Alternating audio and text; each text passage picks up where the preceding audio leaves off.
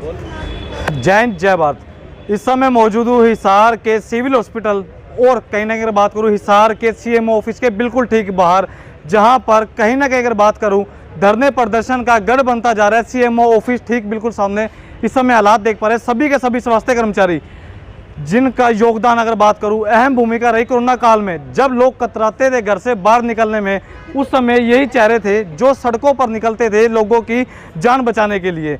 सो फिलहाल ऐसी क्या नौबत आन पड़ी और प्रशासन की अगर सरकार की बात करूं तो क्या ऐसा सुविधाओं का अभाव चला जिसके बाद आए दिन कोई ना कोई धरना प्रदर्शन यूं चला ही रहता है हिसार सीएम ऑफिस के बिल्कुल बाहर। सो फिलहाल एक बार स्वास्थ्य कर्मचारी मौजूद है, पूरा मामला जान लेना क्या नौबत आन पड़ी। सर नमस्कार। नमस्कार सर। विकास जी कैसे हो? ठीक है सर। विकास जी क्या नौबत आन पड़ी जिसके चलते सभी के सभी स्वास्थ्य कर्मचारियों को धरने प्रदर्शन करने पड़ रहे हैं? सर अगस्त 2020 में कोविड आया था। ठीक है जी। उसमें हम 71 बंदे इकट्ठे होकर यहाँ पे लगे थे जो कि सीएमओ की एडवर्टाइजमेंट पे लगे थे। ठीक है। डीसी को आदेश थे ऊपर से कि आप भर्ती कर लीजिए कोविड को देखते हुए। तो सीएमओ मैडम ने अपने लेवल पे हमें भर्ती कर लिया। तो अगस्त से लेके 31 मार्च तक LTO थी, वो फार्मासिस्ट हो, डाटा एंट्री ऑपरेटर, स्वीपर हो या कोई भी क्लास 4 हो, सभी पोस्टों पे जो भी बंदे कार्यरत थे उन्होंने 31 मार्च तक अपना कार्य बखूबी निभाया। अपनी जान के जोखिम पे खेल के सभी कार्य को सुचारू रूप से जारी रखा। ना कभी सैंपलिंग बंद हुई है। डाटा एंट्री ऑपरेटर इन्होंने ऊपर डाटा देने की बात हो, फार्मासिस्ट हो गया, दवाई देने का, लैब टेक्नीशियन हो गया, सैंपलिंग लेने में उन्होंने कम से कम 2 साल हो गया इससे जुड़े हुए। तो अब 31 मार्च को हमारी एक्सटेंशन की लास्ट डेट थी। तो पहले तो हमें ये बोला गया कि आप लोगों को कौशल में मर्ज कर दिया जाएगा, कौशल रोजगार निगम में आपका डाटा चढ़ा दिया जाएगा। 31 मार्च से पहले हमें इस तरह भ्रमित किया गया। लेकिन 31 मार्च जब 1 अप्रैल को हम लोग ड्यूटी पे आते हैं तो हमें सुनने को ये मिलता है कि आप लोगों की अटेंडेंस नहीं लगेगी। फिर हम सभी बंदे इकट्ठे होकर सीएमओ मैडम से मिलते हैं। तो सीएमओ मैडम को हमें कहते हैं कि हमारी अटेंडेंस मत लगाओ, लेकिन हमें काम तो करने दो भाई, पब्लिक की सेवा तो करने दो। तो सीएमओ मैडम बोलती है कि आप लोगों की एक्सटेंशन नहीं आई है, आगे प्रशासन आप लोगों से काम नहीं ले सकता। तो मैं मैडम पहले 2 साल से भी तो प्रशासन काम ले रहा था। बोला फिर सरकार के ऑर्डर थे, आप भी तो डिस्ट्रिक्ट के मालिक हो, आपकी भी तो रिस्पॉन्सिबिलिटी बनती है। तो इन्होंने हमें बोला कि हमने आप लोगों की एक्सटेंशन ऊपर भेज दी है, ऊपर से कोई एक्सटेंशन नहीं आई। तो मैडम ये हो गया भाई, ऊपर से जब लोग हमारे लोगों की जरूरत थी तब तो ऊपर वाले हमारी एक्सटेंशन भेज देते थे। अब कोरोना कम हो गया है, हालांकि खत्म नहीं हुआ है कोरोना, कम हो गया है, अब भी पॉजिटिव केस आ रहे हैं। तो गवर्नमेंट ने बोल दिया कि हमें इन बंदों की जरूरत नहीं है। अगर खुदा ना करे कोरोना ना आए, हम ये प्रे नहीं करते हैं, अगर 2 महीने बाद कोरोना दोबारा आ जाता है तो ये बंदे हमें दोबारा घर से बुलाएंगे। तो ये बोलते हैं कि हम दोबारा घर से बुला लेंगे। लेकिन 2 महीने 71 बंदे घर पे बैठे क्या करेंगे?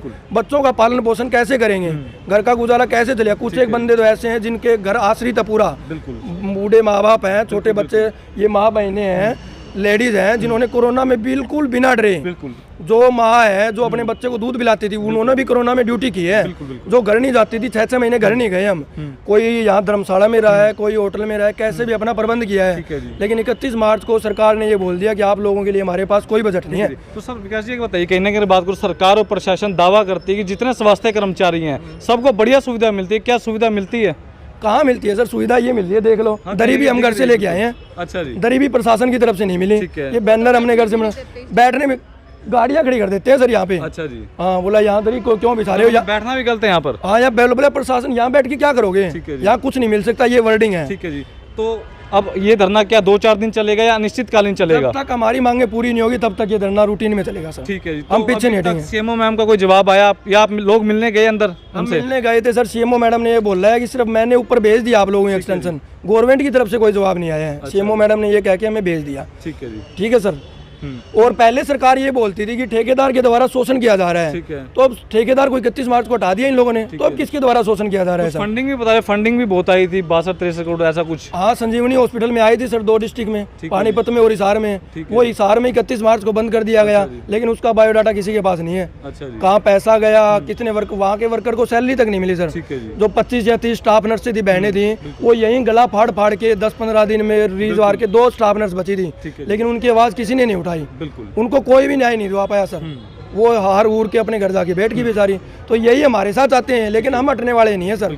हम अगर यहाँ नहीं चला, राज्य सतर पे, देश के सतर पे हम आगे लेके जाएंगे सर इस आवाज को। जब तक हमारी 2 ही मांगे हैं, या तो हमें NH में मर्ज कर लिया जाए या कौशल रोजगार निगम में हमें समायोजित कर दिया जाए। हमारी कोई बड़ी मांगे भी नहीं है सर, हम ये नहीं बोलते परमानेंट कर दिया जाए। छोटी सी मांगे हैं सरकार के हाथ में सर। हेल्थ डिपार्टमेंट में इतनी पोस्टें खाली पड़ी है सर। ठीक है जी। आप पोस्टों का बायोडाटा मांगो, ठीक है। भाई कहाँ रिक्त स्थान है वहाँ उस साइड से भरो आप। अब रिक्रूटमेंट निकली थी सर एनएचएम की, तो उसमें भी तो भर्ती कर रहे हो, वो भी तो बजट आएगा। हम भी तो एनएचएम के फंड से लगे हुए थे, हमें उसमें समायोजित कर दो। ठीक है जी। वो रिटर्न टेस्ट ले लिया था इन्होंने, लेकिन उसका रिजल्ट आउट अभी तक नहीं किया इन्होंने, तो उसका रिजल्ट आउट करने से अच्छा हमें समायोजित कर दो उसमें, बिल्कुल। वो भी तो बेटर है ना सर। मैम क्या कहना चाहेंगे? सर मैं तो यही कहना चाहूँगी कि पहले तो फर्म द्वारा हमारा शोषण किया गया, ठीक है जी।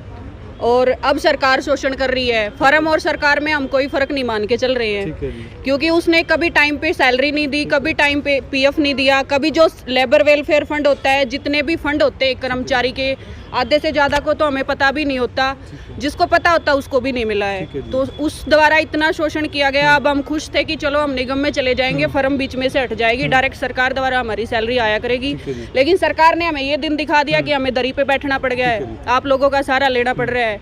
तो कहने की अगर बात करूँ, स्वास्थ्य कर्मचारी यूनियन भी खुद की बनी हुई, क्या आपकी यूनियन से कोई मीटिंग हुई? यूनियन आपके साथ है नहीं है? भारतीय मजदूर संघ यूनियन हमारे साथ है, सर्व कर्मचारी संघ हमारे साथ है, और बाकी हमारे टीबी हॉस्पिटल्स के और जो हमारे जिस कार्यालय में हम कार्य कर रहे थे सभी साथी हमारा सपोर्ट करने आए हुए हैं। ये बताइए, हक लेने के लिए क्या धरना करना जरूरी है? लगता है आपको ऐसा कुछ हो सकता है?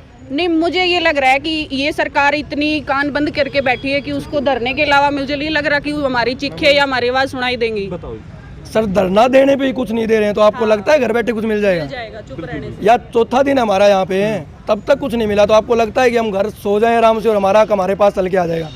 ये बिल्कुल नहीं लगता ना आपको। हमारा भरोसा है वो मीडिया पे है, हमारे साथ भारतीय मजदूर संघ जुड़ा हुआ है, हिसार डिस्ट्रिक्ट से स्वास्थ्य कर्मचारी संघ है वो जुड़े हुए हैं, जिनके डिस्ट्रिक्ट प्रेसिडेंट अनिल जी हैं, महासचिव है सुमित शर्मा जी, ये सभी हमारे साथ मेहनत कर रहे हैं। ये बोल रहे हैं कि जब तक आपका हक नहीं मिलेगा हम आपके साथ हैं। अगर एनएचएम को भी स्ट्राइक करनी पड़ी तो हमारे साथ दरी पे आके बैठेंगे। जब तक हक मिलेगा नहीं तब तक छोड़ेंगे नहीं। हाँ, साडा हक एथे रख, ये होके रहेगा सर।